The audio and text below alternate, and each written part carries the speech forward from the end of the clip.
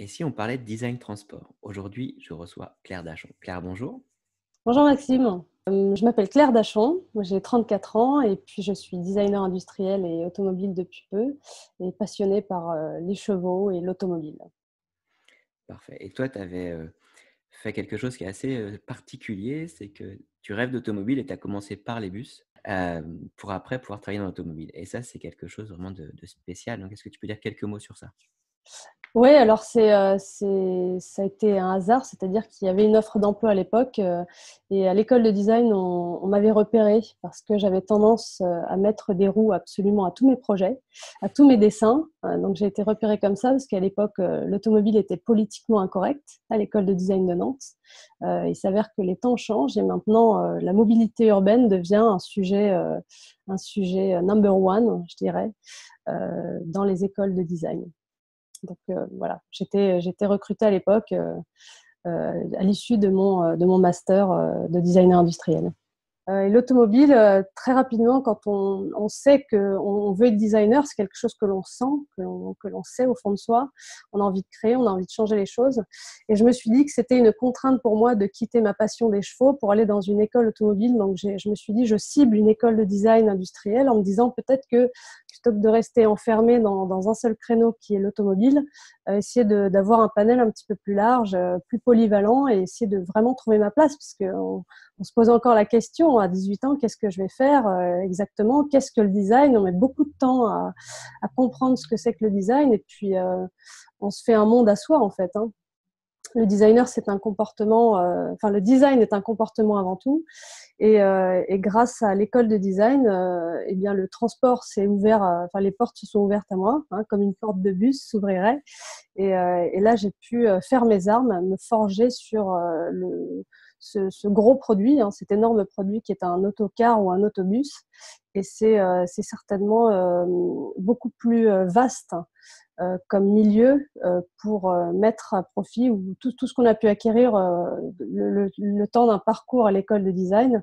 On fait aussi bien du design produit, du design transport, on fait de l'esthétique, on fait du graphisme, on fait de la communication, on fait énormément de choses. On travaille sur de l'ergonomie, de l'image de marque, beaucoup de stratégies. Donc c'est très très complet. Le milieu du transport, et surtout le transport public, c'est relié à toutes les villes, à de la politique, à des enjeux environnementaux, économiques, sociaux. C'est très, très complet.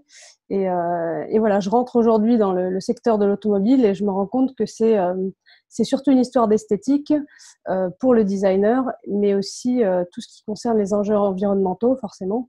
Mhm. Et là, on va parler des motorisations, du développement durable, et puis toutes ces nouvelles, on va dire, toutes ces nouvelles directions à prendre qui sont indéniables, comme l'autopartage, le véhicule autonome, qui sont des sujets sociaux qui sont d'actualité et de plus en plus complexes dans la recherche.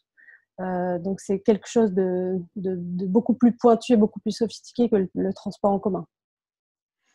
Bien. Et est-ce que tu conseillerais à des jeunes de faire ce genre de parcours aussi, de ne pas aller que dans l'automobile, mais vraiment d'être ouvert à d'autres Alors, il faut être curieux parce que effectivement, les constructeurs et les design centers communiquent énormément. Hein.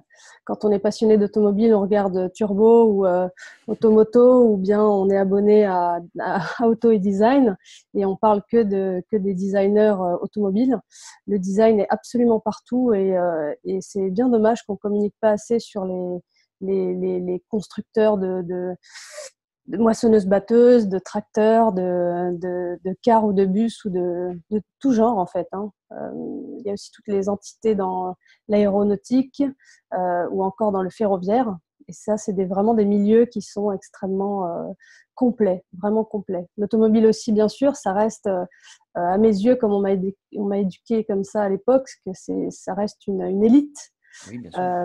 Et c'est tout simplement parce que derrière, le produit est fabriqué en grosse unité. Donc, c'est pas du tout c'est pas les mêmes enjeux. Mais il faut rester curieux et ouvert à tous les autres domaines.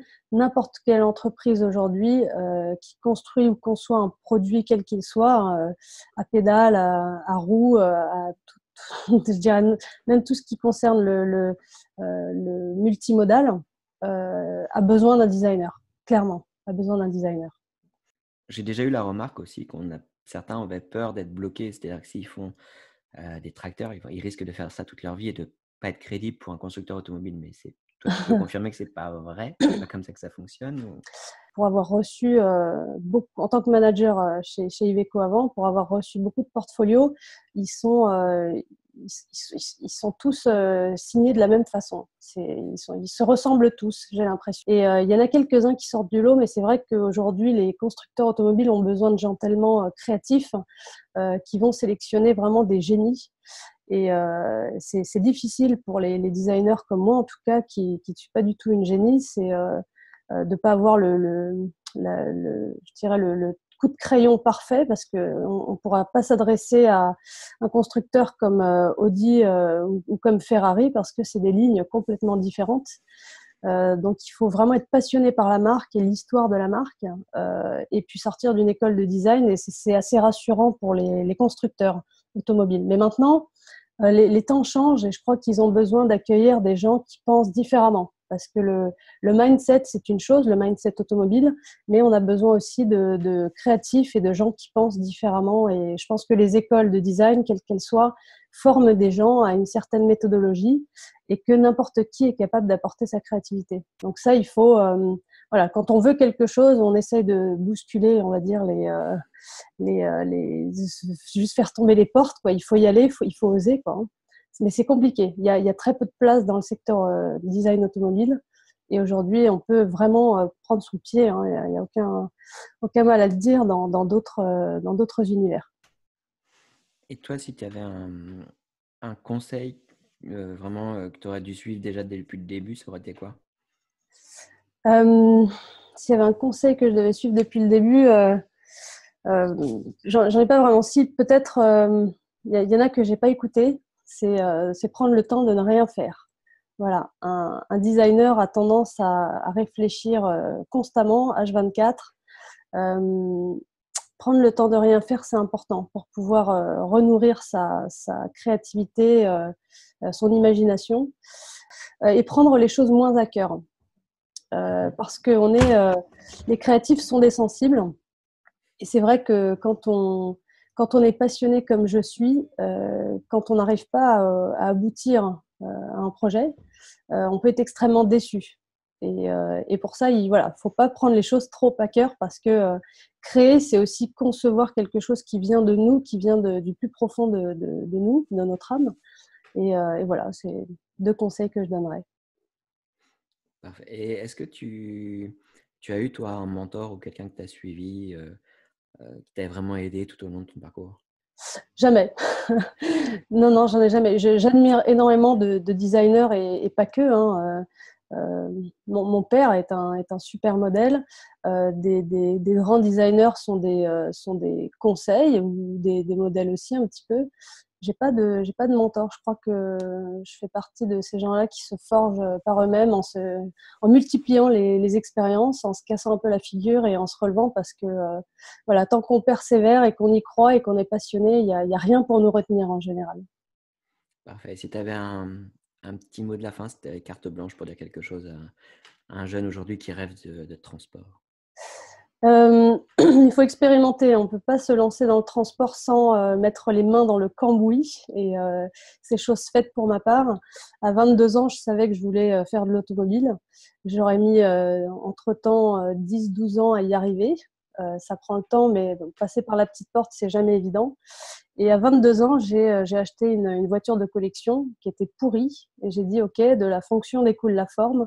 Il faut que je sache ce qu'il y a à l'intérieur d'une automobile pour pouvoir la dessiner correctement, et prendre le temps de l'observer, comprendre les proportions, comment est-ce que les facettes existent par les jeux des ombres et lumières. Et cette voiture-là, je l'ai entièrement démontée. J'ai eu un peu d'aide quand même au début, et ça fait 12 ans maintenant que je l'ai.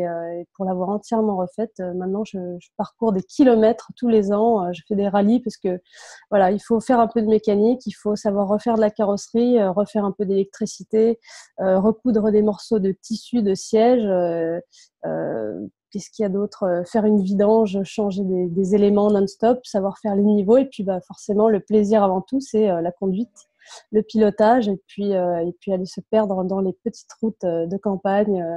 C'est juste super. Voilà. Il faut être un peu complet quand on est designer, il faut toucher à tout, il faut être curieux et puis il faut essayer de sortir du cadre un peu. C'est ce qu'on attend d'un designer en tout cas, où qu'on soit. Hein. Voilà. Et c'est garder toujours beaucoup d'optimisme, beaucoup d'enthousiasme et puis assumer sa passion. Hein. On est designer. Je suis convaincue qu'on est designer. Je suis On convaincu ne se, aussi, oui. on ne se crée pas designer, ça c'est sûr. Voilà. C'est parfait. Je te remercie beaucoup, Claire, Merci à toi, Maxime. et je te dis à bientôt sur Complément Design. À très très bientôt. Merci beaucoup.